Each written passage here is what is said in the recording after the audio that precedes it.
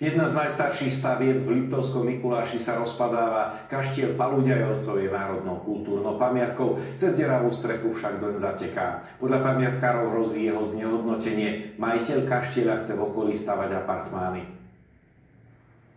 Diery v streche kaštieľa nahnevali viacerých obyvateľov Liptovsko-Mikulášskej časti Palúcka. Ako to dostal ten nový majiteľ, tak by jednoducho to začalo chátrať. Môže sa narušiť statika, môže tam začne prachnivieť drevená konštrukcia, môže nastať jednoducho sa tá budova môže dostať do havarijného stavu, kedy v podstate ten majiteľ dostane povolenie na demoláciu tej budovy. Kaštiel zo začiatku 16. storočia je jednou z najstarších stavieb v meste a spolu s vedľajšou sípkou je národnou kultúrnou pamiatkou. Vlastnil ho zemiansky rod Paluďajovcov, ktorý bol celouhorsky významný. Boli z toho rodu kráľovskí radcovia, župní úradníci. Dnes ho vlastní bratislavská spoločnosť Nelly Consulting. Na viaceré naše snahy stretnúť sa a vysvetliť, ako chce kultúrnu pamiatku zachrániť, spoločnosť neodpovedala. Na webovej stránke predstavuje projekt bývania v okolí kaštieľa. Žiaľ, nemám pocit, že by ten vlastník chcel s nami spolupracovať alebo že by bol ochotný spolupracovať,